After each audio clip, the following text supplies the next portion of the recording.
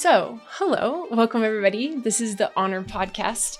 I'm the host, Hanna and this is probably unorthodox. I don't know too many podcasts that would start with this, but I'm just going to launch us off with a prayer and get it rolling because first and foremost, I think for me and my hope and the vision for this would be that it wouldn't be my words, but that truly, myself and any guests that come on would be a vessel and just kind of a mouthpiece for whatever the Spirit wants to say and hopefully bless you all listening.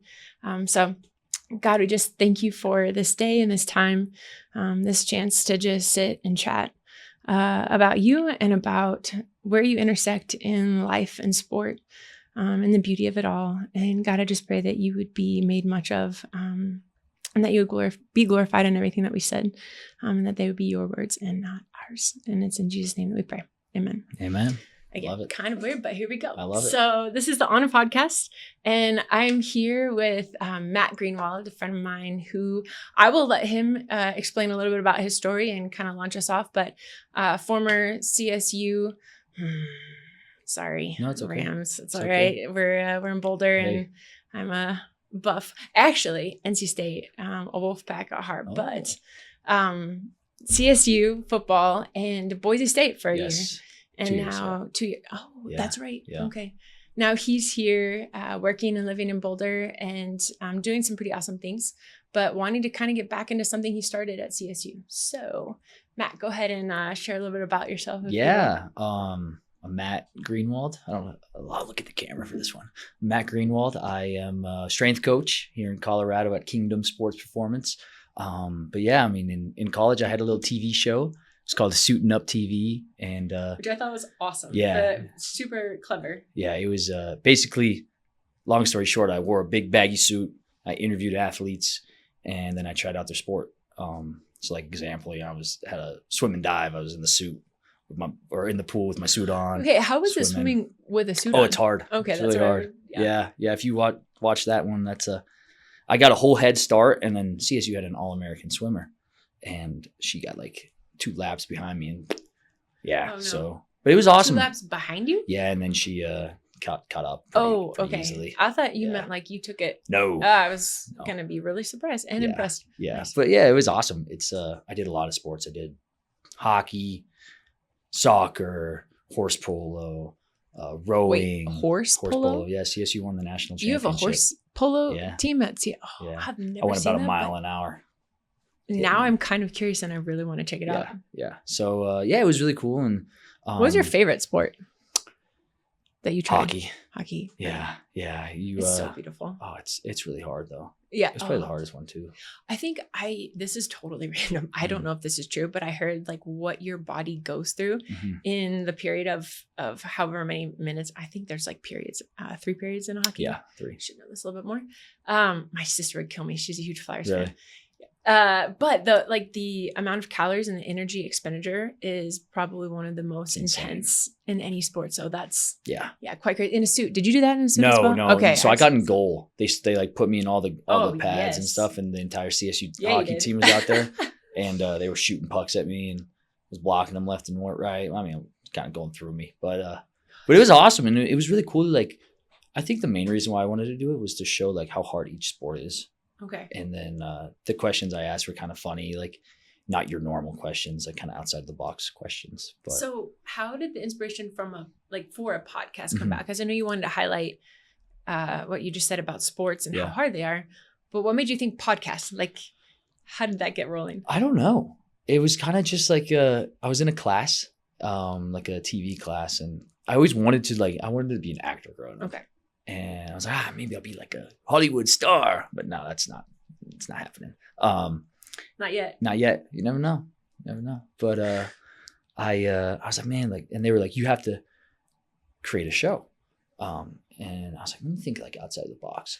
I was like, what if I do like an interview show, and I'll like ask athletes questions that no one like asks, but people want to know. Because I feel like as an athlete playing in college, we only got the same, like, you probably know, we got the same 3 questions when you were interviewed. Yeah. And so I was like, I'm going to like put my own twist on it. And then I was like, well, let me try out the sport. And then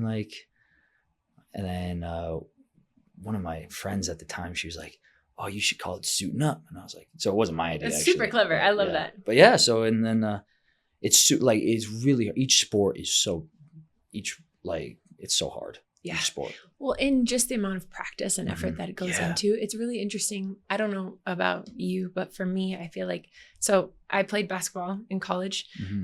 And I think for me, I take it for granted how easy basketball was. Not because it just was natural to me, but when I think about all the hours and the practices and the, personal training, like you said, strength and conditioning that you're doing now, like there was a lot that went into that.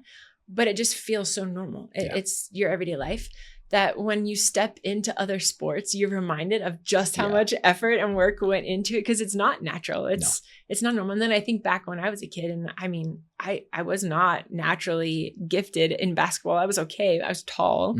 But yeah, it took a lot of practice. So that's really interesting to kind of highlight that and be able to show and kind of normalize the fact that not everybody is a superstar athlete or comes out the womb that way.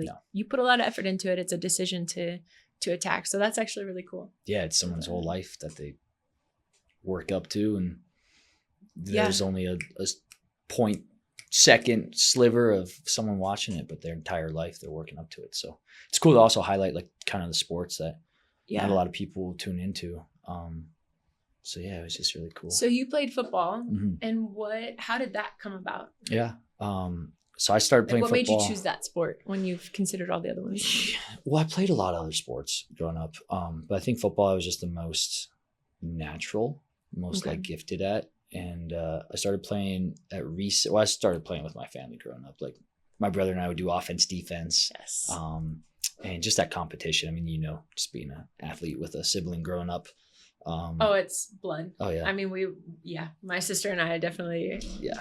I was a lot bigger than her, so unfortunately she took the butt of it. But Oh, were you really? Well, now I am. I was young. So I'm 4 years younger, 3.5 years younger. So I was little, and then that kind of gave me an edge. And then I hit my growth spurt, and I started playing football in third grade, and I just kind of excelled. It's like Powder Puff. No, what's it called? Kind of youth league. Isn't there a little Pop Warner? That's what I'm thinking of. Pop Warner. They're so cute, and their little pads. I know.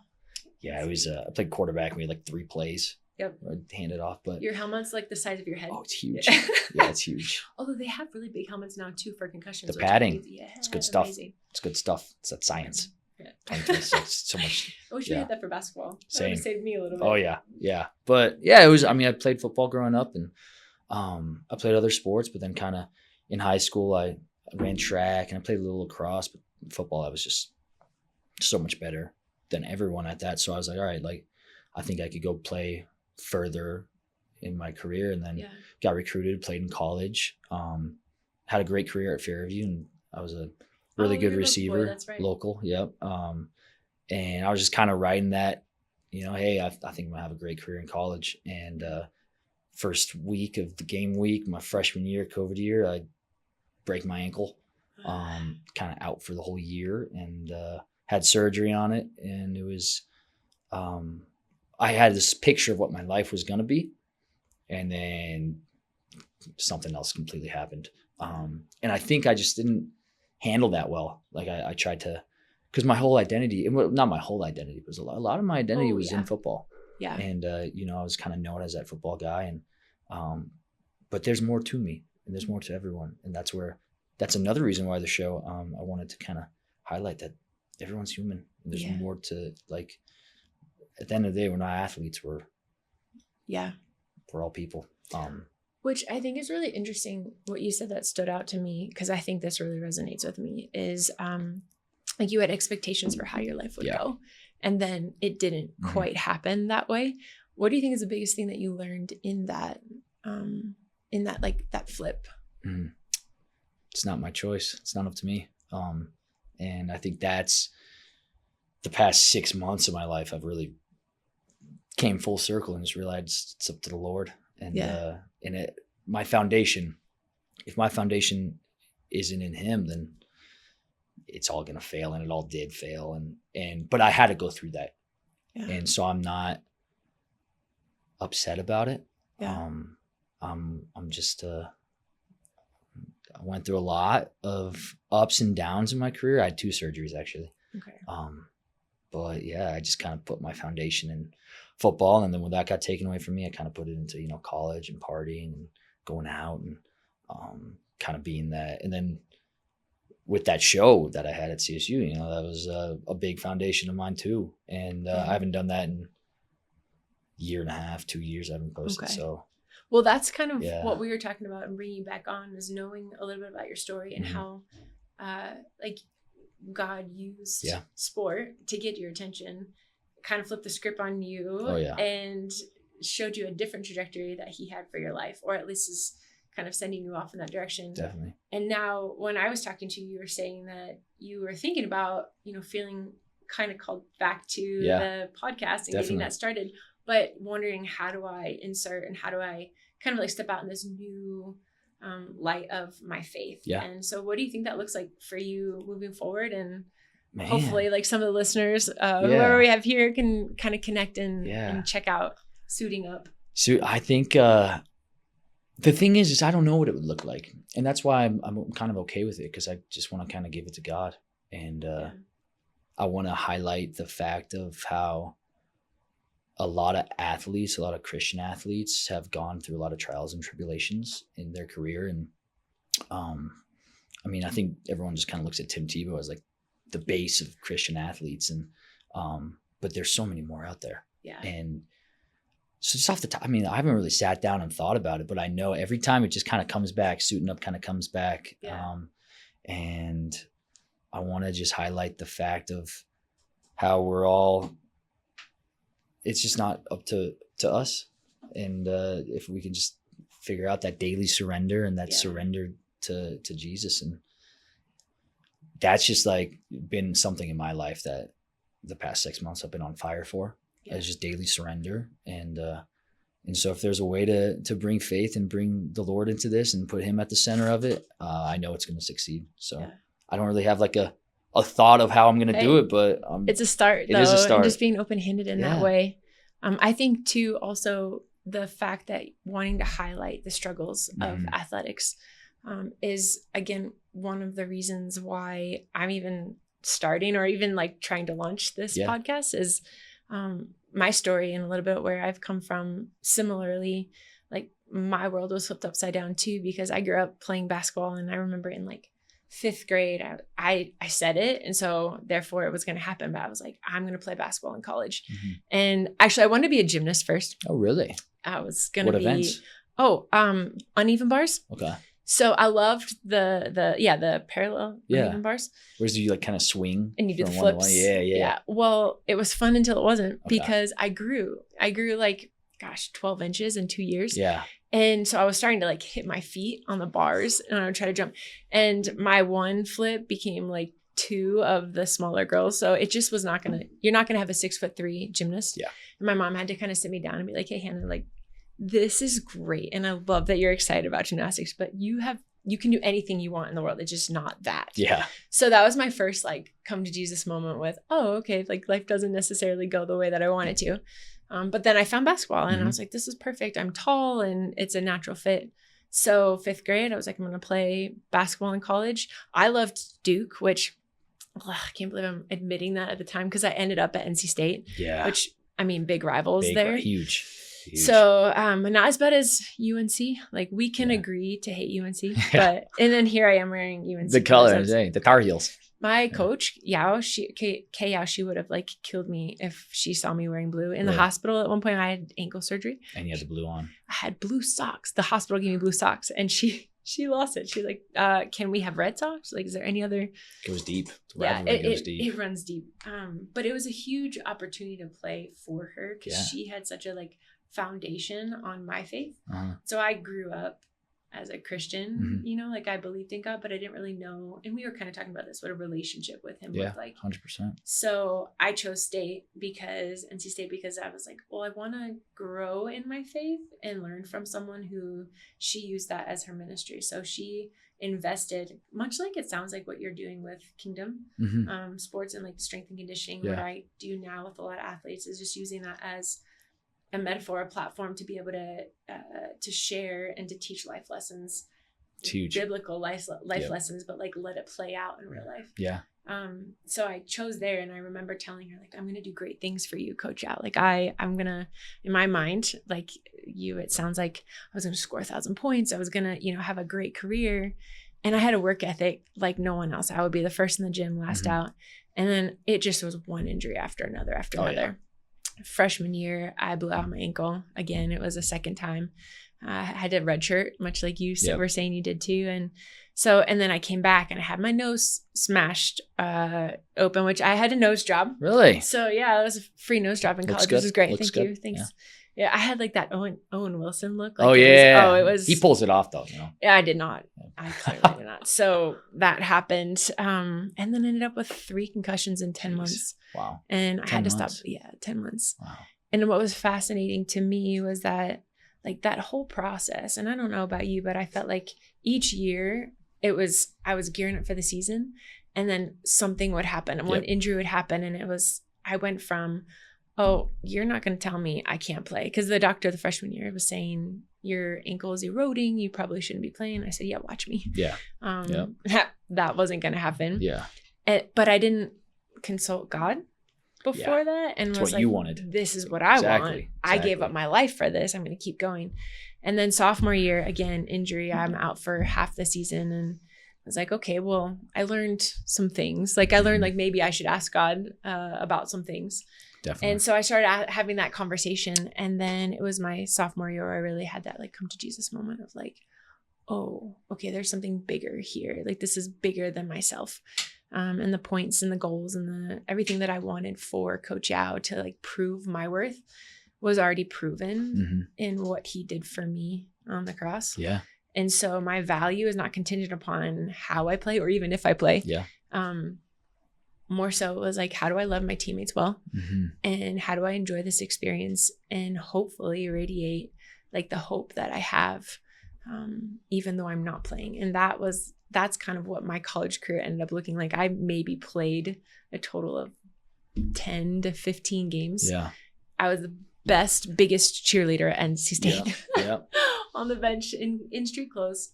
But yeah, life doesn't really always turn out the way that we expect it to. Not at all. Yeah. Wow.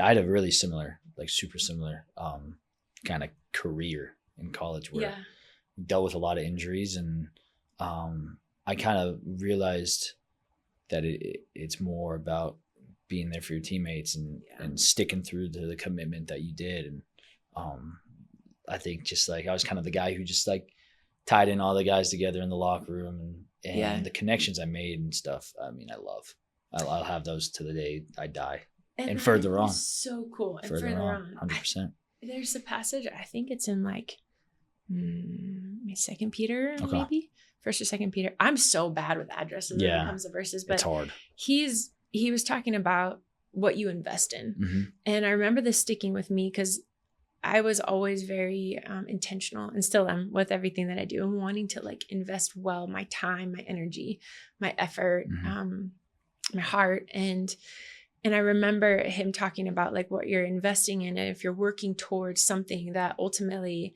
when Jesus returns, when the end of the world comes, your time's up, what is it that you can actually carry with you and take with you? And the stats, the accolades, I wanted my jersey hung in in Reynolds Coliseum and all the things that I thought I wanted. It really hit hard. I was like, those are going to go, they're going to fade and my career is going to end. Yep. But the relationships and the people that I get to see or have some small impact in, Lord willing, I get to see them forever. And those like last. And that's something that I can take with me to the grave. And maybe something a little bit more worth investing in. Super more. Yeah. It's a blessing. Yeah. To be able to have those relationships and, help people find Jesus. And I think that's just like, there's no feeling that describes it. Yeah. It's just kind of like being a disciple for the Lord and on purpose. Yeah. I think it's awesome. The sense of purpose. Yeah. I think we were all created with some sense of that. And I think you see that in anything and everything that you do when you have that drive or that wanting to do well or wanting to leave a legacy and make an impact. Like I think that is because we were created with that drive to have purpose. And when we're constantly searching for it in things that are temporary, like sport, or in this life that we can't take with, it just never satisfies. Yeah. And I think that's the biggest reason, or not the biggest, but one of the biggest reasons why faith has had such an impact in my life, is recognizing like, oh, everything that I do has an eternal impact, and it's actually on purpose. Like I'm not running sprints for nothing. Yeah. Like I'm not, there's value in 100%. You're not going through that with the people you went through it with for no reason. Yeah. And that's been really impactful for me. And then kind of similarly, probably why you're wanting to kind of resurrect the podcast is why I wrote book. So that's something I was saying. Faith. I wrote a book. It's a big full court faith. It's funny. So it's not just basketball, but like athletes across the spectrum, similar to you interviewing and suiting up. Yep. I've had the opportunity to mentor and disciple and work as a sports chaplain with a lot of athletes, college athletes across the country in different schools. And most recently, it's just been most of my time with the women's basketball team at CU. It's awesome. And just getting to share some of those experiences and help them navigate life and sport within the context of their faith. Some of the stories and the lessons that I've learned have really come into the book. And so after like a decade of doing this, I was kind of like, okay, maybe I should put it down on paper to be able to share it with hopefully more people that can kind of help spread what it is that we've experienced and learned, but not everybody has that opportunity to know and to come and to find. No, I think if they can know kind of what to expect and what they're going to go through and the ups and the downs, and there's a lot more downs than ups, unfortunately, but I think it's a great idea. It's awesome that you wrote that book. That I think that a lot of young athletes are going to be impacted by it. And I wish I had a book like that, going into college my freshman year. I did too. Actually, that makes me curious. So did you have an influence or anybody that was helping you navigate that? Because that was something that, and the reason why I've done what I've been doing in terms of sports chaplaincy and character coaching and then writing is because when I was going through all of that, I had a gal from FCA, Quinn Evans, and she was just like a lifesaver, an angel, I swear, just like befriended me, would grab coffee with me and just be like, hey, what's going on? Tell me your highs and lows. Like, how's your relationship with God, and how is that impacting your, relationships with other people in sport? And that to me, when I hit that fork in the road of like, am I going to be bitter and angry and hate the world because my sport was taken away? Yeah. Or am I going to find purpose and meaning in this and see what God is doing and maybe where he wants to use me instead? Like, she was there to help guide me in that direction. And I see like my life could have gone total 180 from where it is now. So what did that look like for you, and how did you find that? I didn't really have a certain person. I would say I just found it going through hardships. I think I put my identity in everything else but the Lord in college. And every time you do that, he'll knock it down, and once your identity's in him, that's what he wants. For me, I felt like, but I didn't really have a certain person. A lot of my good friends are all believers. Okay. And that was huge for me at CSU, kind of when I went and I hit rock bottom, just, on the field, off the field. They were there for me and kind of pulled me back in, took me to church, and then I ended up getting baptized again by some of my friends, like close friends. So cool. So that was really cool. But I never really had, I had a guy who was older than me, Matt Greenwald at Boise. I guess I said it wrong. Boise. That's so my sister. I was saying my sister lives in Boise now. Yeah. Boise now. Yeah. I was saying Boise. She corrected me quick. Boise. Yeah. Anyways, he was kind of like the older guy who I looked up to, and he had a strong faith. But at CSU, I during my whole 5 years, I never had a true like one person. Yeah. And so that's why I think this book's super impactful. And I'm trying to be an outlet for, the guys going off to college that I train in 2 weeks for them and stuff. Which I would love to have that.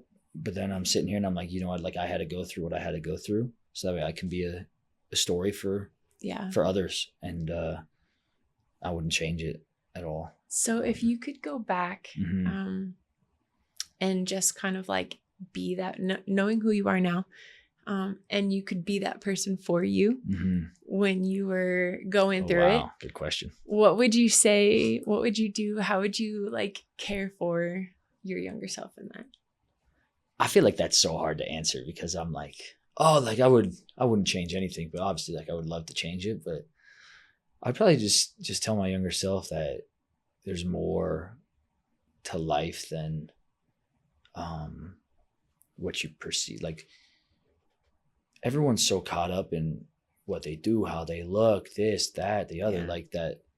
There's way more to life than like that stuff. And I think I just like took my ego and like rode it high. It's hard to admit, but I totally did. And I don't think you're the only one. Yeah, that's for sure. Yeah, especially like I think college athletes.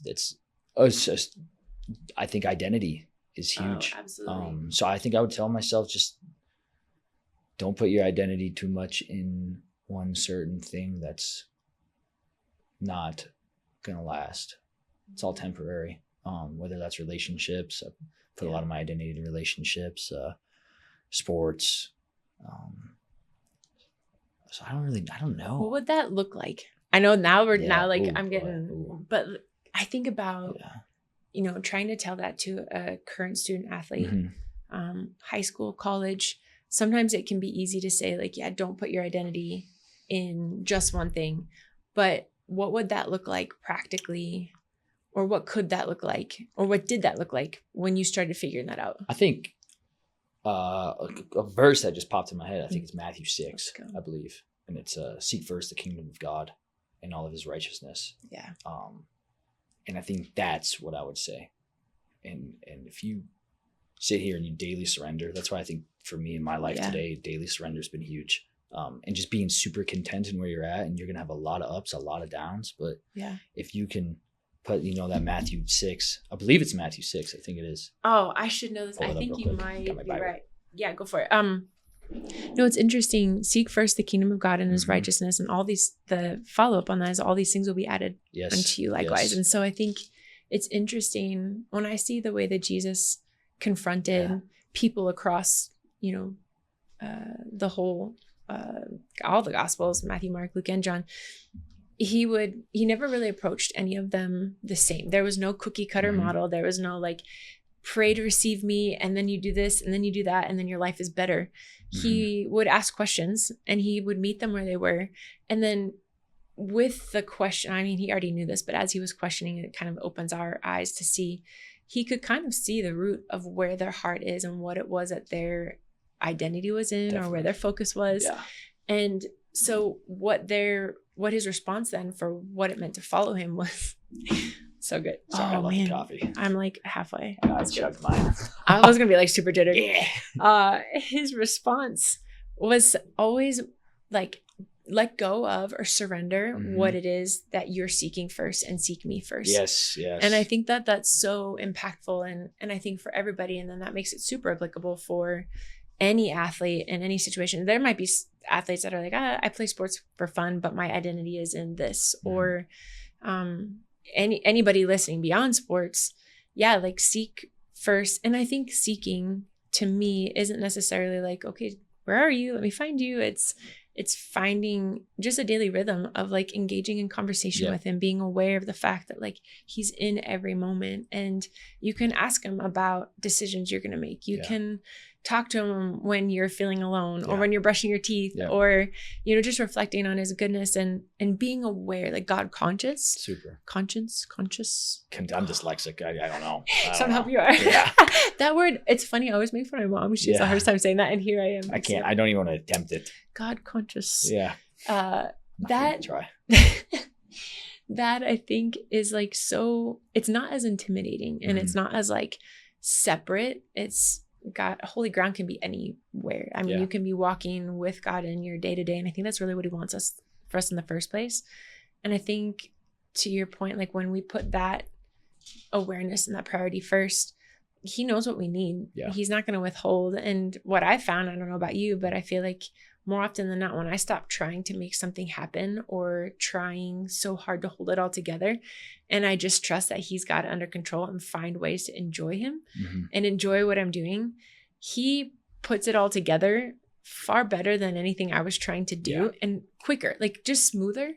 Yeah. And it's more enjoying, like satisfying for me, because I see it and I'm like, wow, I could not have done that. No. Like it's miraculous. Like 100%. It's awe-inspiring. 100%. And so it's far more satisfying. And then I but like I feel fulfilled just as I would if I was trying to get the things that I thought would fulfill me.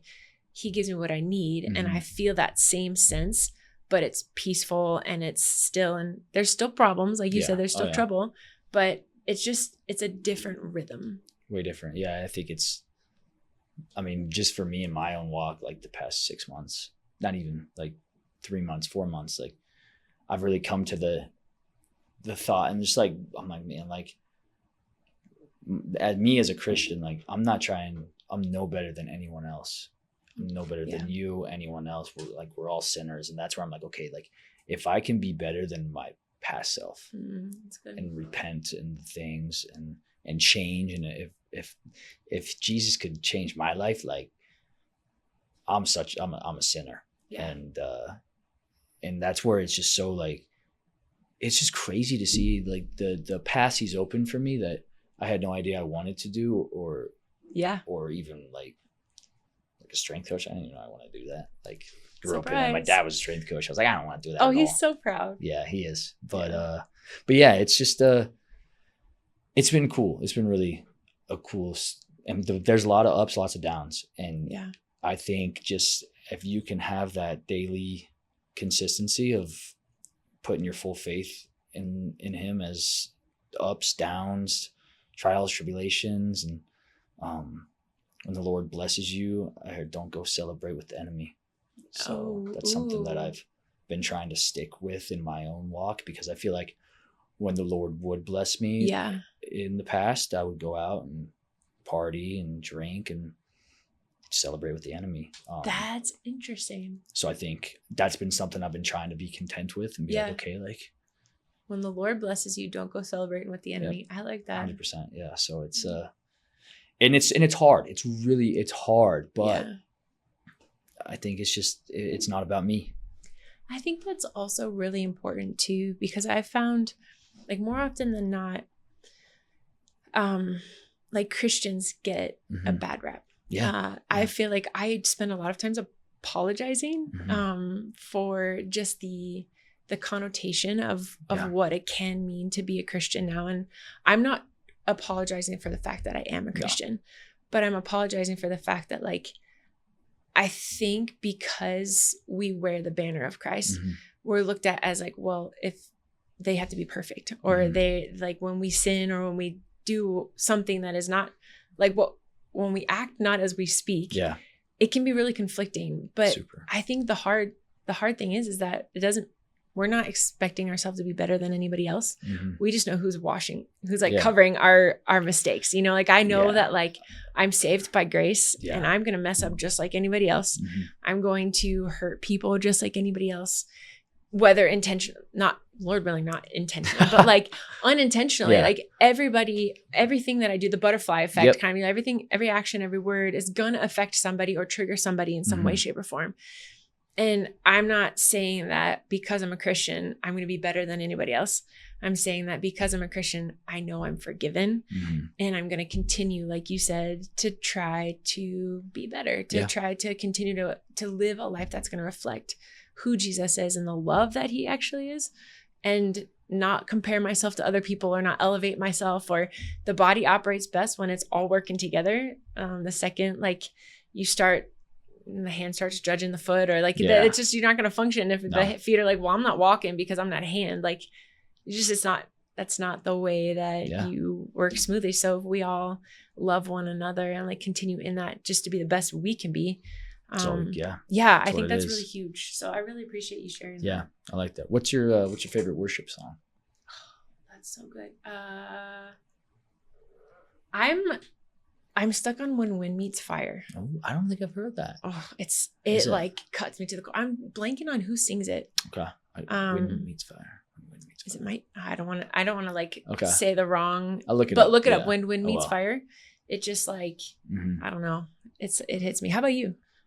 I think recently it's been Search Me by who maybe New Path Worship. Maybe. I don't know if I Couldn't know. tell you if that's who couldn't tell you. Now look at us. I'm like, oh Yeah, I know maybe it's that's called a good Search thing, Me. right? The song and the words are being elevated, and then okay. Yeah, no, it's just been. I love that one. Search Me. Yeah, listen to it on the way here. Yeah. Oh, okay. Yeah, Let me find out. It's good. That's good. But yeah, no. Any other thoughts, questions? Yeah, I want to know more about like the book and like your kind of why. Like, what's why? What's your biggest why? If someone were to be watching this and be like, okay, like they take one takeaway away from the book, without reading it first, what would your be? Oh, that's a good. I think the why. Actually, I don't think I know the why behind it. Is that I think it's really easy to boil Christianity down to a religion and look at it as like, well, if I do A and I do B, then I'll get C and my life will be better and everything's peaceful. Yeah. And I don't, Christian tradition is like you have your little Devo and you wake up and you have your quiet time, 20 minutes in the morning. I don't, that's just how I was always taught. And like, that's what it means to be a good Christian, which I think is really funny. Like, what does it even mean? Like good Christian. I don't know. So I think what I've found is just seeing the way that God has worked in my life and in my heart and in the relationships that I've had with others just from organically being with him and taking those little devotionals and not necessarily fitting it into my Christian box, but just saying, okay, God, like I want to have a conversation with you. So I would start reading the devotion and then think about like wherever my mind wandered.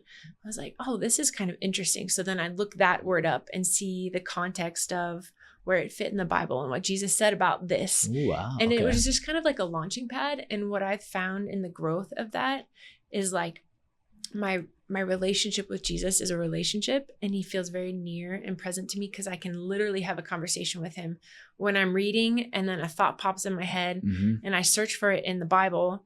And then there's a verse that speaks directly to something that just happened yesterday. And all these things that seem so coincidental that I'm like, that doesn't just happen. You can't just make that up. Yeah. That he becomes so much more, not that he's not present anyway, but I'm aware of his presence and my life is so different. So it's crazy how it changes. It changes everything. Yeah. And so my heart behind this was it's work. It's not like something you're going to pick up and be like, oh, this is easy to read. I'm just going to like blow through it. It's you pick it up and it's a choose your own adventure. And I want to be able to teach people to have a relationship and to kind of let go of the idea of religion. Because even Jesus in the New Testament was like, you're searching for me, the very person in your scriptures that you're looking for. I'm standing right in front of you. Yeah. I think that was Mark 6. I was watching The Chosen and I saw that scene the other day. Yeah, so good. Watch it with my mom at night. It's cool. That. Yeah. I actually did too at really? one point. Yeah. Look at that, huh? Such a good, that I love that. And that's really like the heart behind it is trying to help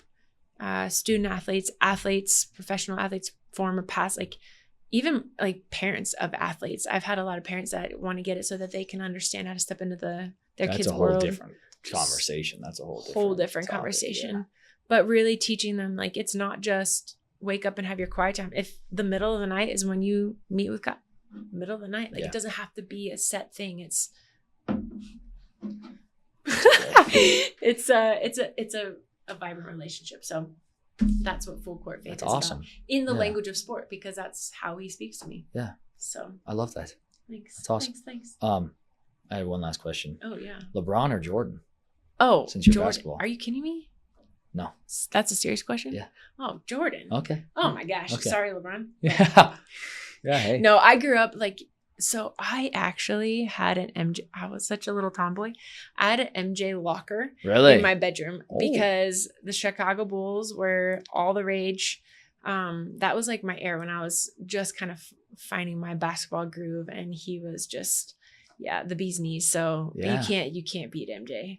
Good question. I had to give you crap, about that, but it's good.